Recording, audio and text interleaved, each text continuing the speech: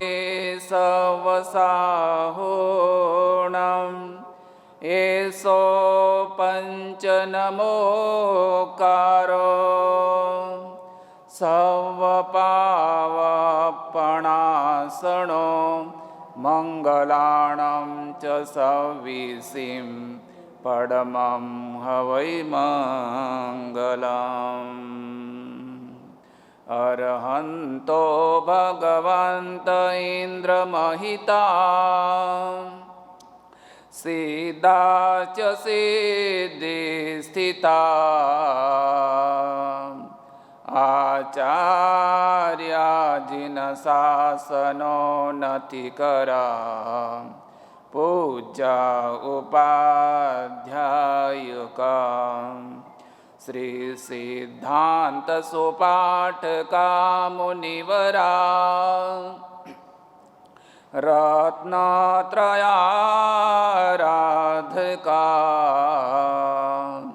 पंचेते परमेष्ठिना प्रतिदिनं कुर्वन्तु वो मङ्गलम्। नमो दुर्वाररागादिं वैरिवारनिवारिणे अर्हते योगिनाथाय महावीराय तायिने ओंकारबिन्दुसंयुक्तं नित्यं ध्यायन्ति योगिनां कामदां मोक्षदां चैव ओंकाराय नमो नमः। अज्ञानतिमिरन्धानां ज्ञानाञ्जनशलाकया नेत्रममीलितं येन तस्मै श्रीगुरवे नमः। आत्मरामं गुणागारं वल्लभं लोकवल्लभं समुद्रमोददातारम् इन्द्रदीनं नमाम्यहम् नित्यानन्दं नमाम्यहम्। भवकानने परिगलत् पंचाश्रवाम्भोधरे नानाकर्मलतावितान् गहने मोहान्धकारोधुरे भ्रान्तानामिह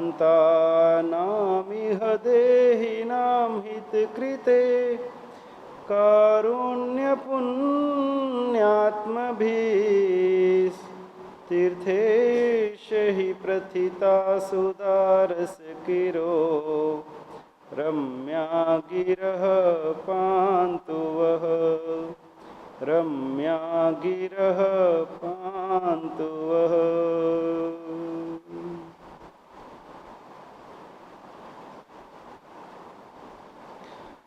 परम तारक परम परमात्मा के चरणों में अनंत अनंत वंदन। परम श्रद्धेय गुरुचरण, धर्म सभा में उपस्थित धर्मानुरागी भव्यात्माओं, अनादिकाल से हमारी आत्मा अनेक प्रकार के शरीरों को धारण करके और उस शरीर के संस्कार इस आत्मा के साथ एक मेक हो गए हैं। जैसे दूध में पानी डालने से पानी दूध के साथ एक मेक हो जाता है, दूध में शक्कर डालने से शक्कर और दूध एक मेक हो जाता है, पानी में रंग डालने से रंग और पानी एक मेक हो जाता है। उसी तरह से अनादिकाल से इस आत्मा के साथ में शरीर का संबंध होता आया है, इसलिए हम शरीर को अपना आत्मा ही समझ बैठे हैं, जबकि शरीर भिन्न है, आत्मा भिन्न है।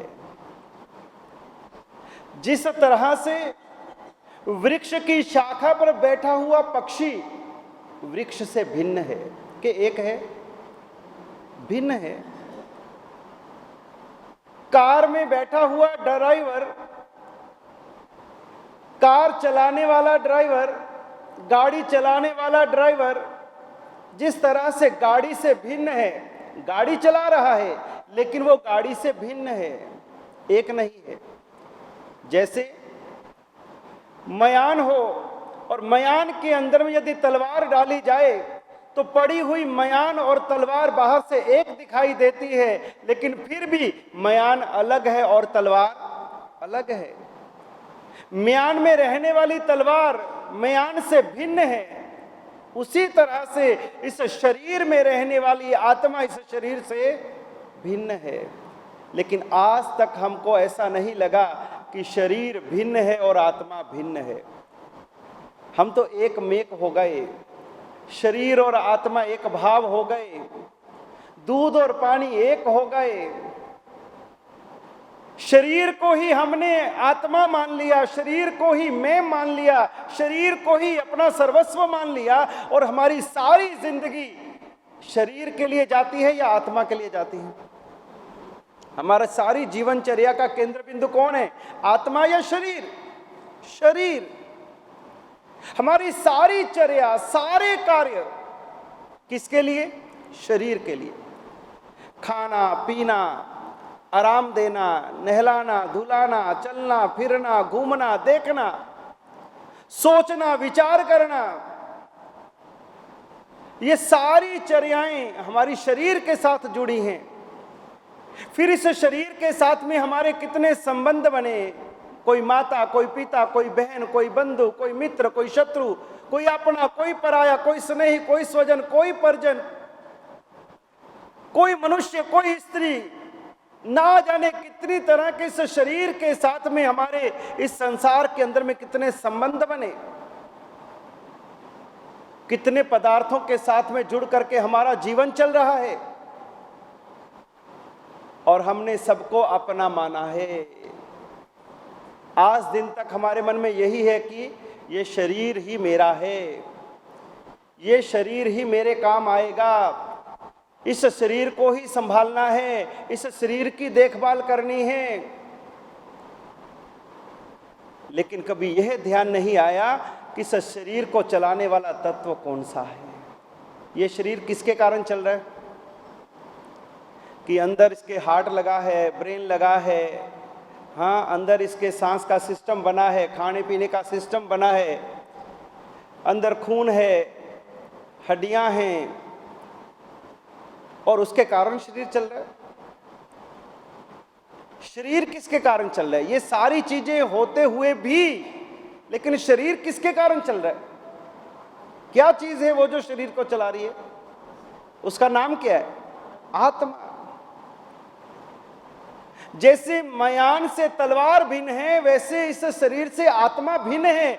ये शरीर आत्मा के कारण चल रहा है, और जिस दिन आत्मा इस शरीर से जुदा हो गया, उस दिन क्या होगा? ये शरीर मुर्दा हो जाएगा, ये शरीर जड़ हो जाएगा, ये शरीर मिट्टी हो जाएगा। इस शरीर में हृदय तब भी रहेगा, ब्रेन तब भी रहेगा, आंखें तब भी रहेंगी, पाचन तंत्र तब भी रहेगा, सब कुछ शरीर का रहेगा, लेकिन इन सब चीजों को संचालित करने वाला, शक्ति देने वाला, चलाने वाला, इस शरीर को इधर से उधर ले जाने वाला वो जो तत्व था, वो आत्मा निकल गया, तो ये सारी चीजें निर्जीव हो गई। इसलिए शरीर और आत्मा का भेद समझना जरूरी है। हमने एक मेक कर दिया है, हमारा सारा जीवन शरीर के लिए जा रहा है।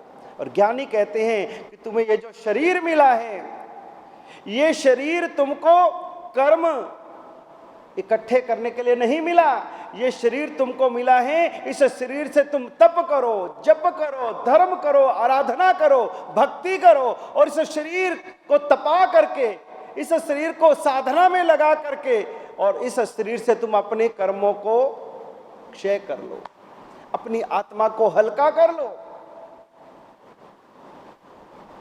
लेकिन इस शरीर का प्रयोग हम आत्मा को हल्का करने में तो नहीं कर रहे, और उल्टा आत्मा को और अधिक भारी करने में कर रहे हैं। ये शरीर हमारी साधना का साधन है, लेकिन हमने इस शरीर को केवल अपने आनंद के लिए, अमोद प्रमोद के लिए, खाने पीने के लिए, मौज मस्ती के लिए हमने अपने शरीर को इस तरह से इसका उपयोग करने में लगा दिया, और जबकि इस शरीर का सदुपयोग जो करना था वो था हमें अपनी आत्मा तक पहुंचना। ये शरीर हमारा स्थायी नहीं है, ये किराए का घर है, इसको केवल भाड़ा देना है।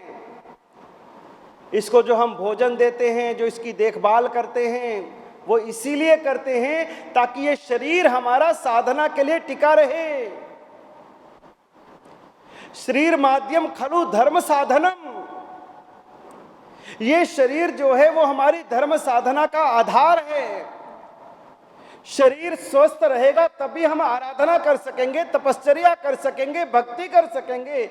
यदि शरीर हमारा बीमार हो गया तो हम कैसे आराधना भक्ति कर सकेंगे? इसलिए शरीर भी हमारी साधना में सहयोगी है, लेकिन शरीर के लिए नहीं जीना, शरीर का उपयोग साधना के लिए करना है। हमारी जितनी उम्र हुई है उतने में हमने कभी आत्मा के लिए एक क्षण नहीं निकाला, लेकिन शरीर के लिए चिंता करी, खूब चिंता करी। और इसी कारण से शरीर के संस्कार इतने गाढ़ हो गए कि बार बार शरीर मिल रहा है, बार बार शरीर मिल रहा है, हर जन्म में शरीर मिल रहा है। बिना शरीर के अभी तक ये आत्मा रही ही नहीं है। मरने के बाद में भले यह शरीर हमारा छूट जाए, उसके बाद भी जैसे आत्मा अगले भव के लिए जाती है तब भी दो शरीर तो उसके साथ में एट ए टाइम रहते ही रहते हैं। हमारे परमात्मा ने हमारे शास्त्रों के माध्यम से हमें बताया कि शरीर 5 प्रकार के होते हैं। शरीर 5 प्रकार के होते हैं।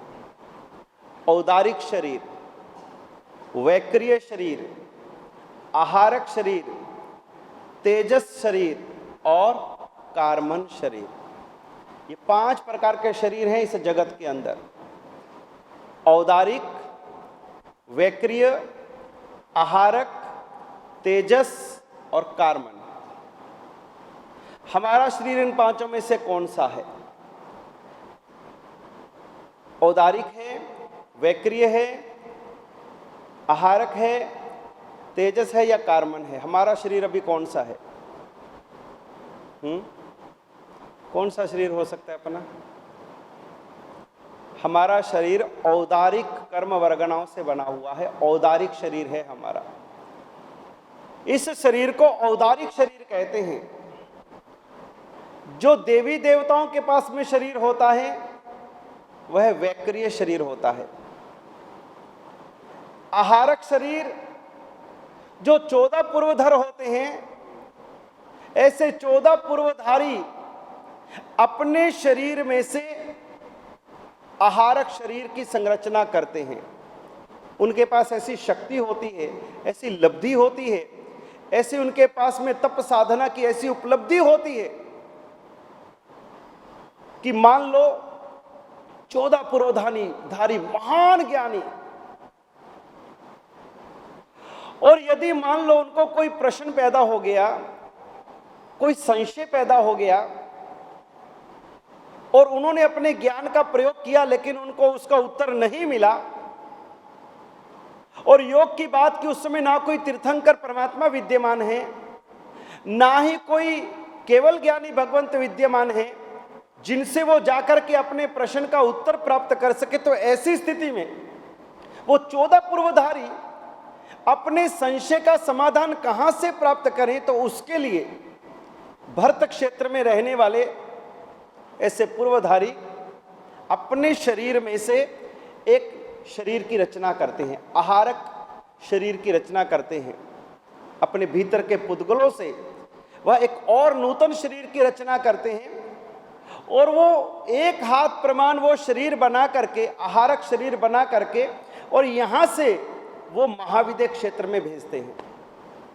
महाविद्य क्षेत्र में वह जा करके और सिमंदर स्वामी जैसे विहरमान भगवान की वह 3 प्रदक्षिणा लेकर के और वह अपने प्रश्न का वो उनके सामने प्रस्तुत करते हैं और वो प्रश्न का उत्तर परमात्मा के मुख से ग्रहण करके और वह जो शरीर की रचना, आहारक शरीर की रचना करी थी, वो शरीर वापस वहां से परमात्मा से उत्तर लेकर के वापस 14 पूर्वधारी के पास आके उनके शरीर में समाविष्ट हो जाता है। ये आहारक शरीर 14 पूर्वधारी लब्धिधारी को होता है। ये जो प्रक्रिया है आहारक शरीर की, यहां से महाविद्य क्षेत्र जाना और महाविद्य क्षेत्र से वापस लौट करके आना, यहां से महाविद्य क्षेत्र कितना दूर है कि हम मनुष्य की तो संभावना ही नहीं, शक्यता ही नहीं कि हम मनुष्य वहां पर पहुंच सके, लेकिन आहारक शरीर के माध्यम से यह जाना और आना, जाकर के परमात्मा के दर्शन करना, वंदन करना, प्रदक्षिणा देना, प्रश्न पूछना, प्रश्न का उत्तर लेना और वापस लौटना, ये सारी प्रक्रिया विदिन 48 मिनट के अंदर पूरी हो जाती है। कितनी स्पीड होगी इन पुद्गलों की, कितनी गति होगी इनकी कि यहां से वहां जाकर के और वापस लौट आते हैं 48 मिनट में। ये आहारक शरीर, तेजस शरीर, जिस शरीर के माध्यम से हमारे को भोजन आदि पचता है, हमारा तेज, हमारा ओज, जिसके माध्यम से हम अगले भव में जाकर के आहार आदि पुद्गल ग्रहण कर पाते हैं, जिनके कारण से हमारे को नए शरीर की संरचना हो पाती है, तेजस शरीर। और 5वां है कार्मन शरीर। ये भी तेजस और कार्मन, ये दोनों ही शरीर हमेशा हर सांसारिक जीव के साथ में रहते ही रहते हैं। कर्मों का, कर्म वर्गणाओं का हमेशा हमारी आत्मा के साथ में एक मेक बने रहते हैं। कोई भी गति में चले जाओ, कोई भी योनि में चले जाओ, ये कर्म वर्गणा तो साथ ही रहने वाली है। जब तक हम इन कर्म वर्गणाओं को पूरी तरह से नष्ट नहीं कर देते, सिद्ध अवस्था तक पहुंचने से पहले पहले तक ये कार्मन वर्गणा ये हमारे साथ में रहती, आत्मा के साथ रहती ही रहती है। जब हम शरीर छोड़ते हैं, औदारिक शरीर छोड़ दिया, तो उसके बाद में तेजस शरीर और कार्मन शरीर, ये दोनों ही शरीर हमारी आत्मा के साथ में साथ जाते हैं और अगले भव में जाकर के वह तेजस और कार्मन शरीर से ही वह अगले भव का निर्माण करते हैं, अगले शरीर का निर्माण करते हैं, आहार को ग्रहण करते हैं, अपने शरीर को नए रूप के अंदर में बनाने की प्रक्रिया प्रारंभ करते हैं। और कार्मन के प्रभाव से पता चलता है कि इसको गति कौन सी जानी है, योनि में कौन सी जानी है, इसको कैसे शरीर की संरचना मिलनी है, पर्याप्त बनेगा, अपर्याप्त होगा, सूक्ष्म होगा, त्रस होगा, बादर होगा, स्थावर होगा, जो भी है, ये सब कर्म वर्गणाओं के माध्यम से ये सारी स्वचालित, ये सारी की सारी स्थितियां आत्मा को प्राप्त होती हैं। हमारा शरीर औदारिक शरीर है, जिसका स्वभाव है गलना, सड़ना, मिटना, मिट्टी का मिट्टी में एक मेक हो जाना। ये शरीर स्थिर रहने वाला नहीं है, मिट्टी मिट्टी में, जड़ जड़ में मिल जाएगा। ऐसा औदारिक शरीर हमारा शरीर है। ऐसे जिसका स्वभाव है गलना, सड़ना, बदलना, दुर्गंध देना, अपवित्र होना, ऐसे शरीर के साथ में हम एक मेक हो रखे हैं। और एकत्व भावना हमें सिखाती है कि भाई तुम शरीर नहीं हो, तुम आत्मा हो, तुम एक हो। जे एकम जाने ते सव्वे जाने, जिसने आत्मा को जान लिया उसने जगत की सारी आत्माओं को जान लिया। आप जब चावल बनाते हो, कुकर भर करके आपने चावल बनाए और उसके बाद में चावल सीजे के नहीं सीजे, कैसे चेक करते हो? उसमें से एक दाने को दबा करके देखा तो सीज गया है, इसका मतलब पूरे के पूरे कुकर में चावल सीज गए हैं। के सारे दानों को निकाल के एक एक को दबा दबा करके देखते, ये सीज गए, इसको इधर कर दो, ये अभी कच्चा, इसको इधर कर दो। ऐसा होता है? फिर तो एक ही काम में लगे रहोगे सारा दिन। एक दाने से सारे के सारे दानों का पता चल जाता है। तो एक आत्मा से जगत की समस्त आत्माओं का बोध हो जाए, सारे जगत का बोध हो जाए, एक के अनुभव से सर्व का अनुभव हो जाए, ये महावीर का दर्शन है, ये आत्मा की शक्ति है। यदि हमने अपनी आत्मा को जान लिया तो सारी आत्माओं को जान लिया। फिर लगेगा कि जैसा मेरा आत्मा है वैसा ही सारे जगत के जीवों का आत्मा वैसा ही है। मुझे दुख होता है उनको भी दुख होता है, मुझे पीड़ा होती है उनको भी पीड़ा होती है। चाहे कोई छोटा जीव है, बड़ा जीव है, चाहे कोई कीड़ी है, मकोड़ा है, कैसा भी कोई जीव है, लेकिन आत्मा तो मेरे जैसा है।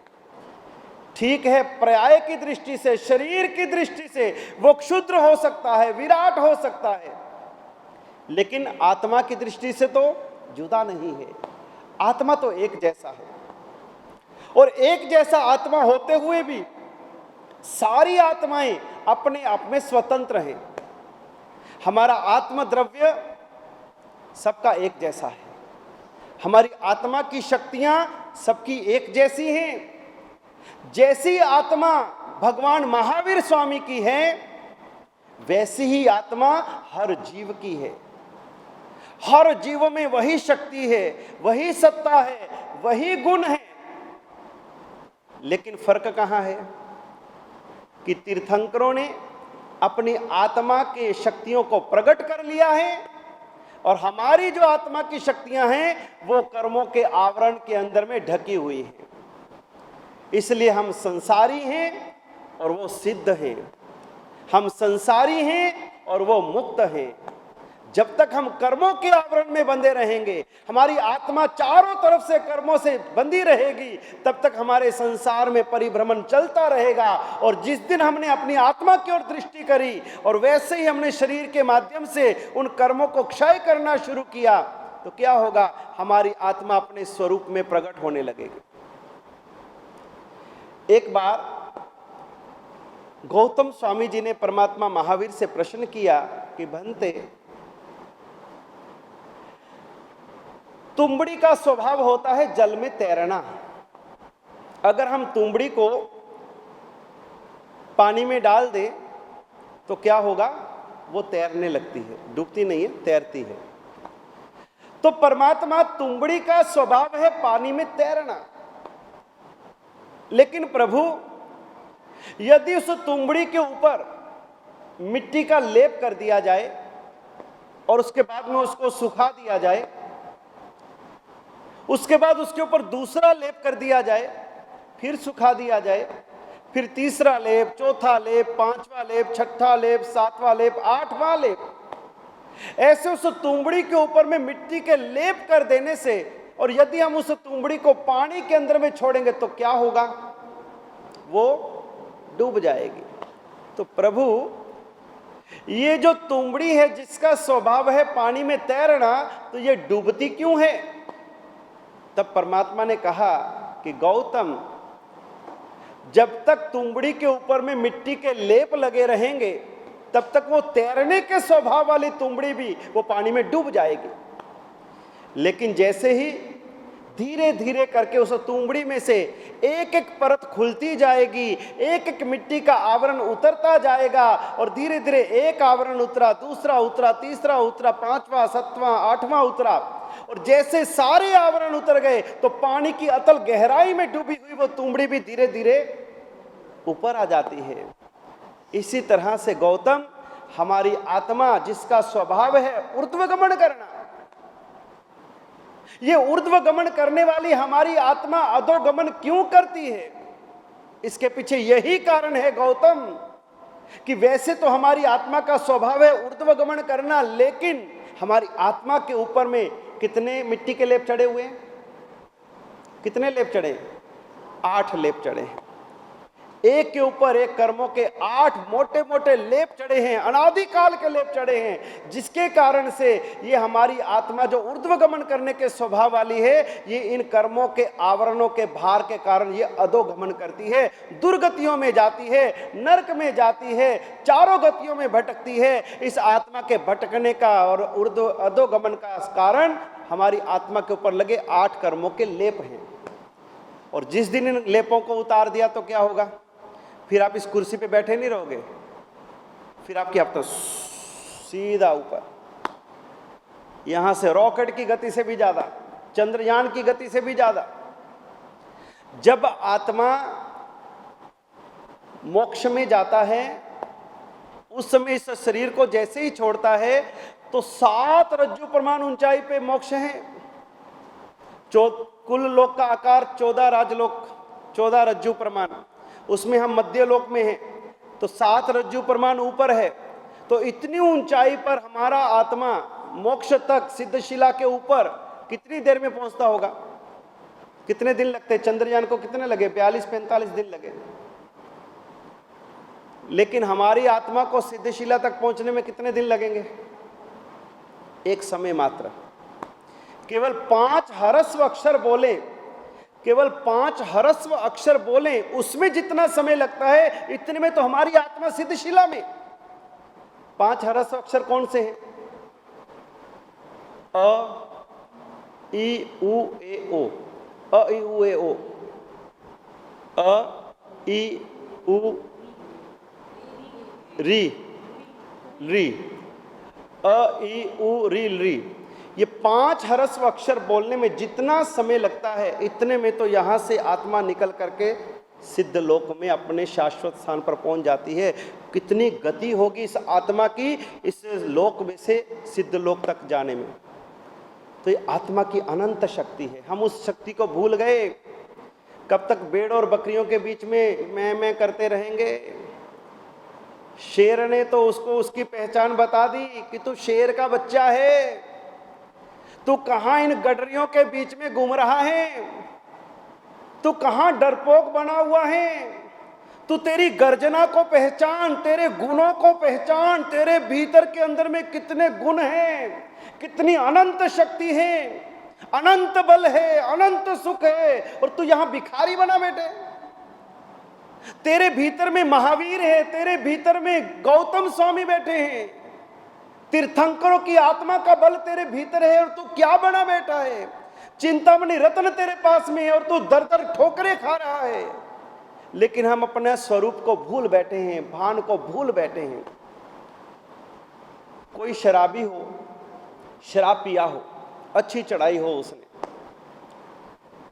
और कभी रास्ते में आपने ऐसे शराबी देखे होंगे, वो कैसे चलते हैं? कभी इधर गिरे, कभी उधर गिरे, आपको पता लग जाता है बंदे ने पी हुई है भैया। कभी गिरता है, कभी पड़ता है, कभी नाली में पड़ा है, गटर में ही पड़ा है, सड़क के किनारे पड़ा है, मक्खियां भिन भिन आती हैं, और वो गिरा हुआ बंदा वो स्वर्ग में, उसको लगता है मैं तो स्वर्ग की सैर कर रहा हूं, पड़ा है गटर में और खुद को स्वर्ग में मान रहा है। उसकी ये दशा करने वाला कौन? एक अच्छे भले व्यक्ति की, शराब पीने से पहले अच्छा भला व्यक्ति था, लेकिन शराब पीने के बाद में उसकी ये दशा हुई। ये दशा किसने की? शराब के नशे ने की। नशा चढ़ा और वो व्यक्ति अपना भून भूल गया, भान भूल गया, और वो गटर में गिरा पड़ा है। चाल भूल गया, ढाल भूल गया, रिश्ते भूल गया, माँ कौन है, पत्नी कौन है, बहन कौन है, भाई कौन है, घर कौन सा है, उसको कुछ भी अता पता नहीं रहता। ये उसकी जो दुर्दशा की है, ये शराब के नशे ने की है। और जब उसका नशा उतर जाएगा तो वो वापस स्वस्थ होकर के और वापस चल पड़ेगा। हम भी उस शराबी के नशे के जैसे पड़े हैं। कौन सा नशा पी रखा हमने? मोह का नशा, ममत्व का नशा, अपनत्व का नशा। इस मोह के नशे के कारण से ही हम भटक रहे हैं, इधर उधर गिर रहे हैं, पड़ रहे हैं, संसार के गटर में गिरे हुए हैं। ये सारे संसार के स्वजनों की मक्खियां हमारे ऊपर भिनभिना रही हैं। कुत्ता पेशाब भी कर जाए तो शराबी को पता नहीं चलता, उसको लगता कि फुवाड़े के नीचे नहा रहा हूं, उसको भान ही नहीं। शराबी का दोष नहीं है, शराब पी ली है, उस शराब के नशे के कारण उसको सुध-बुध भूल गई, और जब नशा उतर जाएगा, स्वस्थ हो जाएगा, उसको भूल का पता चले मैंने ये क्या किया, शराब के कारण हो गया। और हमने शराब पी है मोह की, ममत्व की, अपनत्व की, और इसी ने हमारा बुरा किया है।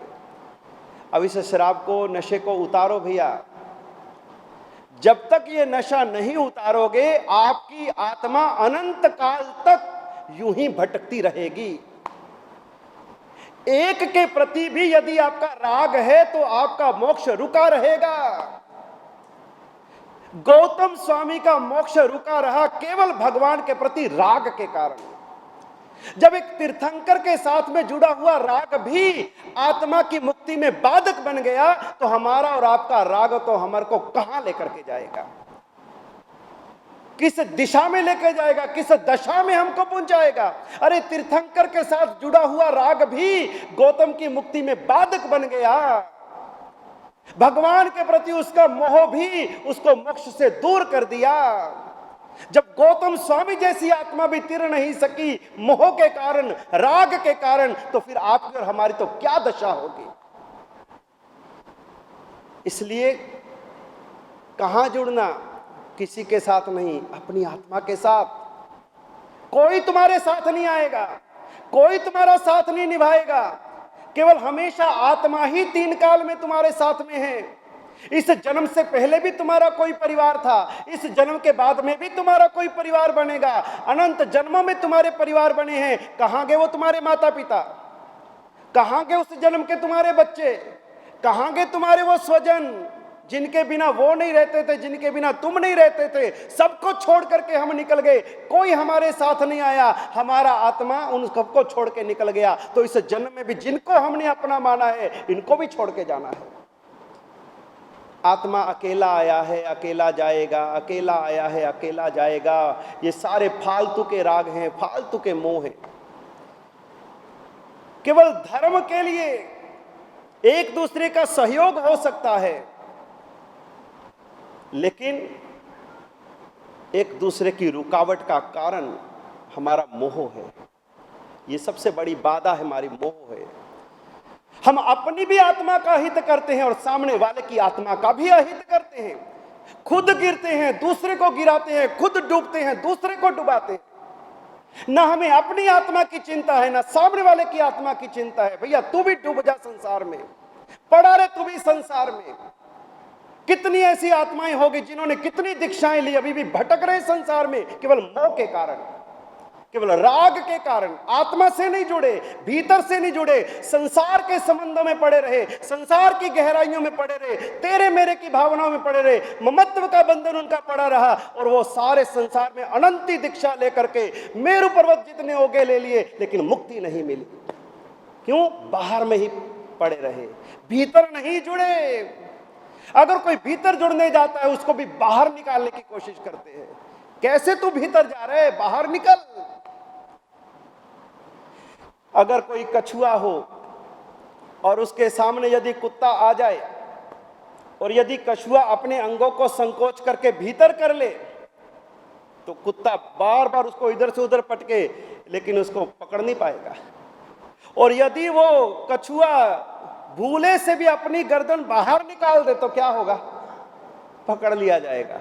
जैसी गर्दन बाहर निकली और वो दबोच लिया जाएगा। इसी तरह से हमें अपनी सारी वृत्तियों को संकुचित करके, केंद्रित करके भीतर में ले जाना है। और जैसे हमारी वृत्ति बाहर निकली, बहिर्मुखी बनी, और उसी समय कर्मों के झपट्टे में पकड़े जाएंगे, और फिर संसार चक्कर शुरू, फिर मुक्ति का मार्ग नहीं मिलेगा।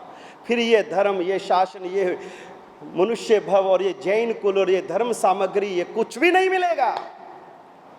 बड़े जन्मा दे बाद चोला पाया, कितने जन्मों के बाद में मनुष्य भव मिला है, और हम यूं ही घुमा रहे हैं। कोई पड़ी नहीं, किसी को आत्मा की नहीं पड़ी है, सबको एक दूसरे के शरीर की चिंता पड़ी है, अपनेपन की चिंता पड़ी है, मोह की चिंता पड़ी है। कहां वो भद्रा, शाली भद्र जाते हैं, वो सुकोमल काया वाले, अंग प्रत्यंग जिनका इतना कोमल है, और वो वेबारगिरी के पर्वत के ऊपर तप तपती शिलाओं के ऊपर में जाकर के साधना करके और अपने कर्मों को खपा करके मोक्ष चले जाते हैं। कैसे कैसे ऋषि मुनि महर्षि हुए हैं, बड़े बड़े राजकुमार राजकुमारियां हुए हैं, अपार सुखों में रहने वाले, अद्भुत सुखों में रहने वाले, लेकिन जंगलों में जाकर के शेर के जैसे एकाकी जीवन जी करके उन्होंने सारे अपने कर्मों का नाश कर लिया, आत्मा के स्वरूप को प्रकट कर लिया। अपनी आत्मा को सोने के जैसा कुंदन बनाना है, निखारना है। सोने की कीमत कभी कम नहीं होती, भले नाली में गिरा हो, गटर में गिरा हो, मिट्टी में मिला हो, खान में पड़ा हो, सोने की कीमत कभी कम नहीं होती। हमारी आत्मा के गुण कभी कम नहीं होंगे।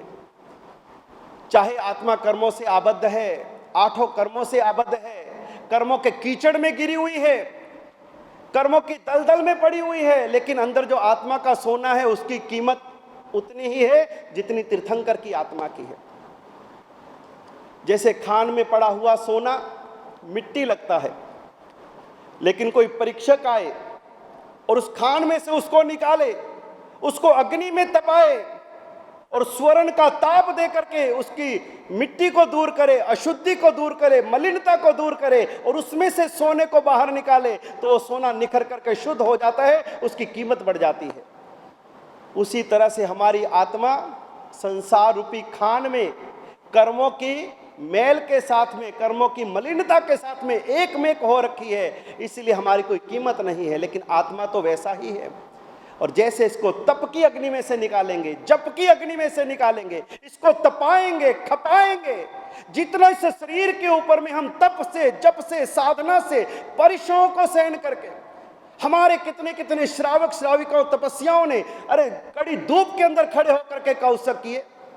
आज भी कितने ऐसे ऐसे गुरु भगवंत हैं, आतापनाएं लेते हैं, कठोर तपस्याएं करते हैं, 6 विगई का त्याग करते हैं, अरे फलाहार करते हैं, अरे यहां तक कि ना जाने कितने कितने समय तक वो तपस्याएं, उपवास आदि करते हैं, कठोर तपस्या करते हैं। अरे कितने ऐसे गुरु भगवंत हैं जो आज तक कभी लेटे ही नहीं, आड़े रहते, बैठे रहते। कईयों ने कभी आज दिन तक तकिया ही नहीं लगाया, कईयों ने कभी आज दिन तक ये कुर्सी का पाट का इस्तेमाल ही नहीं किया। कठोर यातनाएं स्वयं के ऊपर में, ताकि हमें अपने शरीर में रही शक्तियों को, आत्मा की शक्तियों को प्रकट करना है। सोने को भी तपाना पड़ता है, सोने को भी कसौटी के ऊपर में कसना पड़ता है। पीतल को नहीं कसा जाता, सोने को कसा जाता है। पीतल की कसौटी नहीं होती, सोने की कसौटी होती है। इसलिए आत्मा को यदि परमात्मा बनाना है तो भैया ये सुख के साधनों में तो कभी परमात्मा नहीं मिलेंगे। इसका त्याग करके जितना तपाएंगे, जितना भीतर के अंदर में हम जितनी अपनी कठोरता के साथ में जीवन जिएंगे, उतना ही हमारा आत्मा का स्मरण निखरेगा। और यदि हम सुख भोगी बने रहे तो भी हमारी दुर्गति निश्चित है। सुख तो इस जन्म में पालेंगे और दुख अनंत जन्मों तक पाना पड़ेगा। आज का सुख कल का दुख बनेगा, आज की मजा कल की सजा मिलेगी, और उस सजा में कोई साथ नहीं देगा।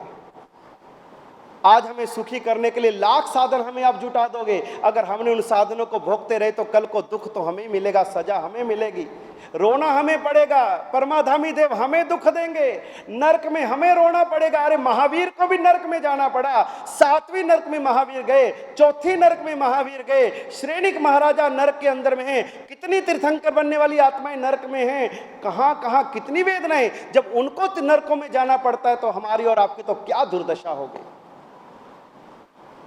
स्वयं बलराम भी नरक में अपने भाई को मिलने गए कि भैया तू मेरा भाई है, तू नरक में बैठा है, मैं तेरे पास में यहां रहूं।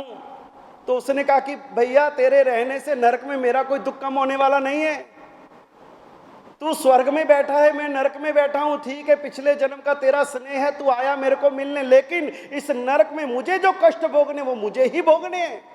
भले तू मेरे सामने बैठा रहे, लेकिन मेरे कर्म तो मुझे ही भोगने पड़ेंगे। और आखिर बलराम को वापस स्वर्ग में जाना पड़ा, वो अपने भाई के कष्ट दूर नहीं कर सका।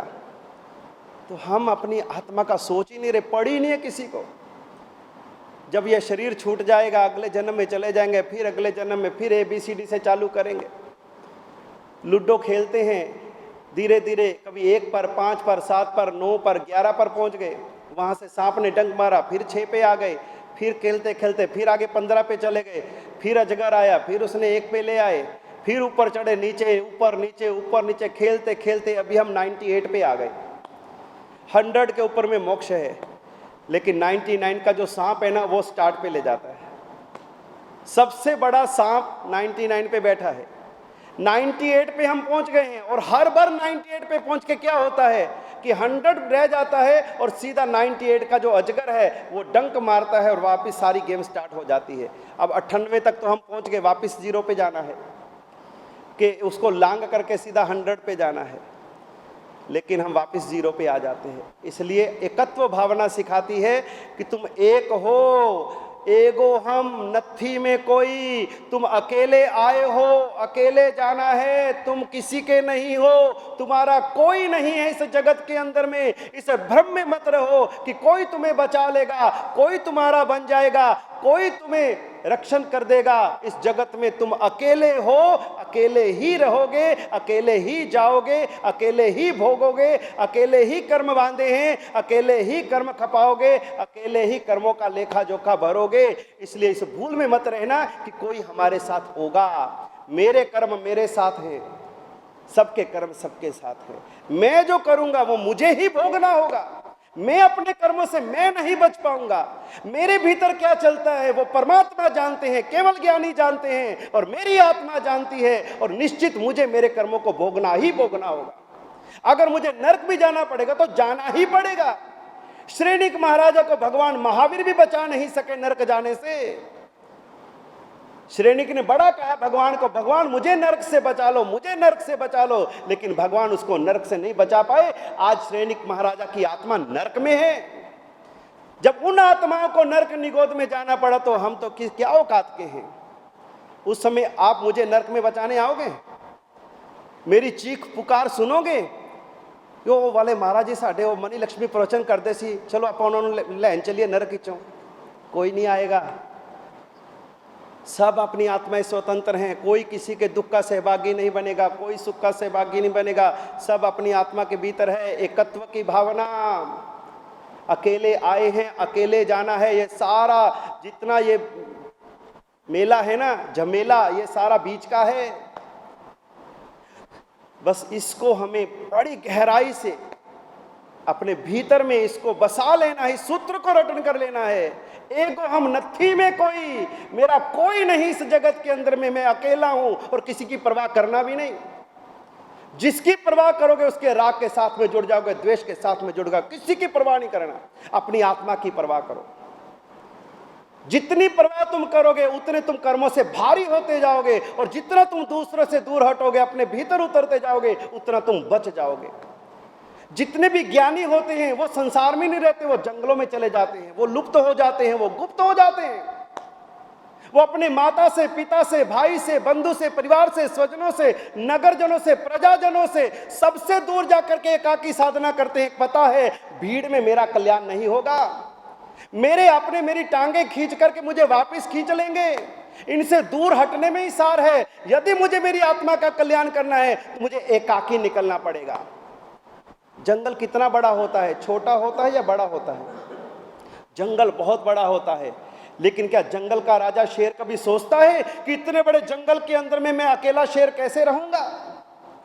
क्या कभी शेर को यह विचार आया कि इतना बड़ा जंगल है और मैं अकेला इस जंगल में, मुझे डर नहीं लगेगा? नहीं, जो शेर होता है वो जंगल में अकेले रहता है, निडर रहता है, निर्भीक रहता है। और शेर कभी किसी दूसरे के रास्ते पर नहीं चलता, वो अपना रास्ता खुद बनाता है। वो सिंह होता है, वो पराक्रमी होता है, वो साहसी होता है। इसलिए महावीर का चिन्ह शेर है। महावीर साहसी थे, महावीर पराक्रमी थे। और इस हमारे 24 तीर्थंकर भगवंतों में से एकमात्र तीर्थंकर ऐसे हैं कि जिन्होंने अकेले दीक्षा ली और अकेले मोक्ष गए। बाकी सभी तीर्थंकरों के साथ में कितनों ने दीक्षा ली? किसी के साथ 4000 ने दीक्षा ली, किसी के साथ 700 ने दीक्षा ली, किसी के साथ 300 ने दीक्षा ली।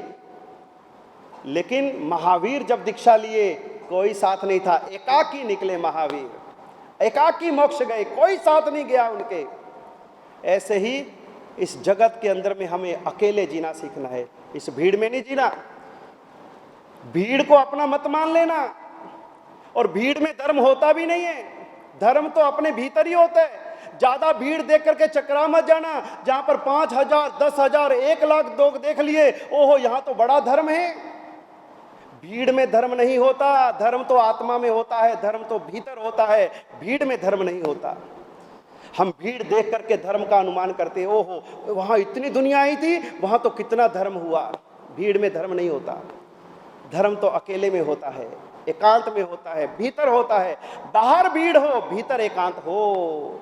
पहले ही दिन आपको कहा था कि कुछ लोग बाहर भीड़ में रहते हैं, भीतर एकांत में रहते हैं। कुछ लोग भीतर भीड़ में रहते हैं, बाहर एकांत में रहते हैं। अब कोई चला गया हिमालय पर्वत पे, चला गया दूर कहीं एकांत जंगलों में, और वहां पर खड़ा है तो एकांत में, लेकिन मन के अंदर में भीड़ चल रही है, मन के अंदर तूफान चल रहे हैं, मन के अंदर में दुनिया भर की बातें चल रही हैं, मन ऊंचा नीचा हो रहा है, तरह तरह के विचार चल रहे हैं, संकल्प विकल्प चल रहे हैं, मन भरा हुआ है। तो बाहर तो भले वो एकांत में है, लेकिन भीतर तो भीड़ में है, तो उसका क्या कल्याण होगा। बाहर कौशक में बैठा है, अंदर धमाल चल रही है, बाहर से लग रहा हो क्या कौशक चल रहा है, इसका अभी तक पारा ही नहीं इसने, 1 लोगस का कौशक और आधा घंटा हो गया। अरे भाई भीतर उसके तूफान चल रहा है, बाहर से धर्मात्मा है, अंदर से तो उसके भगवान जाने। और कुछ लोग बाहर भी भीड़ में होते हैं और भीतर भी भीड़ में होते हैं, और कुछ लोग बाहर भी एकांत में होते हैं और भीतर भी एकांत में होते हैं। हमारा नंबर किस में? पहले भी पूछा था, हमारा नंबर किस में? बाहर भी भीड़ में, भीतर भी भीड़ में। अब इसमें से, इस भीड़ में से निकल करके हमें अपना नंबर इसमें लगाना है, बाहर भीड़ में, भीतर एकांत में। इसमें आने का प्रयास करो। बाहर बैठो, भीड़ में बजाओ, बाजार में जाओ, दुनिया में जाओ, मेले में जाओ, झमेले में जाओ, किधर भी जाओ, ब्याह में जाओ, शादी में जाओ, पार्टियों में जाओ, भीड़ लगी है, डीजे चल रहे हैं, नाच गान हो रहा है, लेकिन आप उसके भीतर में अपने में रहो, मैं मेरे में हूं। ये बाहर की कोई हलचल मेरे मन को नहीं छेड़ रही, ये कोई दृश्य मुझे परेशान नहीं कर रहे, लेकिन हमारी ऐसी स्थिति नहीं है कि उन दृश्यों में जाकर के हम अपने मन को स्थिर कर पाए। अब सिनेमा में जाके फिल्म देखो, सोचो मेरे मन को तो कुछ नहीं हो रहा, अपने आप को वहां रोक नहीं पाओगे। हिंसक दृश्य आएगा तो मन में हिंसक के विचार आएंगे, और कोई उत्तेजात्मक दृश्य आया, वासना से दृश्य आया तो उसमें जुड़ जाएंगे। कोई संवेदना का दृश्य आया, उसमें आंसू दर दर बहने लगेंगे, तो हम उन दृश्यों के साथ में जुड़ जाते हैं, हमारा मन उसमें चला जाता है। इसलिए हमारी वो स्थिति नहीं है कि बाहर भीड़ में और भीतर एकांत में। इसके लिए क्या है, सबसे पहले हमें निमित्तों से दूर रहना पड़ेगा। साधक की सबसे पहली आवश्यकता, जो निमित्त उसके मन को विचलित करते हैं, बेचैन करते हैं, उसके मन को ऊंचा नीचा करते हैं, सबसे पहले उन्हीं निमित्तों से वो दूर हो जाए। जो निमित्त उसे राग द्वेष के कारण बनते हैं, जो निमित्त मेरे तेरे के कारण बनते हैं, उन निमित्तों से जब तक साधक दूर नहीं होगा, उसकी साधना का शुभारंभ नहीं होगा। जब हम निमित्त से दूर रह करके, एकांत रह करके अपने मन को साध लेंगे, फिर आप भले भीड़ में आ जाना, फिर आपको भीड़ परेशान नहीं करेगी। लेकिन आप सोचो हमारी पहली स्थिति ऐसी हो जाए कि हम भीड़ में बैठे और एकांत में चले जाएं, पहले ये स्थिति नहीं आएगी। इसीलिए हमें दीक्षा लेकर के घर से निकलना पड़ता है, नहीं तो घर रह करके भी साधना, कहते घर रह के क्यों नहीं साधना हो सकती, घर रह के कर लो। अगर घर रह के साधना हो जाती तो महावीर कभी दीक्षा नहीं लेते। इतने साधक, इतने योगी, इतने सन्यासी घर छोड़ करके नहीं निकलते। घर में किसी की साधना कैसे हो सकती है? इसीलिए इन निमित्तों से दूर होना पड़ता है, इन निमित्तों से दूर रह करके अपने मन को साधना पड़ता है। तब जाकर के अपने मन को जब हमने साध लिया, फिर यदि हम आपके बीच में आ भी गए तो हमें कोई विचलित नहीं कर पाएगा। वज्र स्वामी के पिता अपनी गर्भवती पत्नी को छोड़ करके दीक्षा लिए, और बाद में वज्र स्वामी का जन्म हुआ, और बाद में फिर एक बार विहार करते करते वो अपने गांव में आ गए और गोचरी लेने के लिए अपने ही पत्नी के घर पहुंच गए। लेकिन वहां पर जाकर के उनको पत्नी का भाव नहीं आया कि ये मेरी पत्नी है, आज मुझे गोचरी हो रहेगी। और तेरे की हाल है, पीछे ठीक चल रहा ना, मुंडा ठीक है, तू चंगी है, कोई कष्टता नहीं, ले तनु रक्षा पोटली बंद ले वात्सक्षेप ले कुछ नहीं। जैसे मुनि सबके घर में जाते हैं वैसे अपनी धर्म पत्नी में घर गए, धर्म लाभ, बस गोचरी के भाव से ठीक है, उसने पुत्र वोहरा दिया, लेकर के आ गए। बाकी कोई सुनंदा के प्रति कोई राग नहीं, कोई अपनापन नहीं, छोड़ दिया सो छोड़ दिया, त्याग दिया सो त्याग दिया, शरीर के संबंध, स्वजनों के संबंध छोड़ दिए, अब तो मेरी आत्मा में हूं। अरे मनक मुनि, शंभव सूरी जी का बेटा मनक, आज हम 10 वैकालिक सूत्र जो हमें प्राप्त हुआ है, ये किसकी रचना है? शंभव सूरी जी की। शंभव सूरी कौन? भगवान महावीर के पहले पटदर कौन बताओ? सुधर्मा स्वामी। सुधर्मा स्वामी जी के पटदर कौन? जम्बू स्वामी। जम्बू स्वामी जी के पटदर कौन? प्रभव स्वामी। प्रभव स्वामी के पटदर कौन? शंभव सूरी। कितनी पाठ पे आए? सुधर्मा स्वामी, जम्बू स्वामी, प्रभव स्वामी और शंभव सूरी, चौथी पाठ के ऊपर। और उनका बेटा था मनक। और जैसे ही शंभव सूरी जी ने अपने ज्ञान में देखा कि इसकी उम्र 6 महीने की है, केवल 6 महीने का इसका आयुष्य है और इसकी आत्मा का कल्याण मैं करवा दूं, उसको दीक्षा दे दी।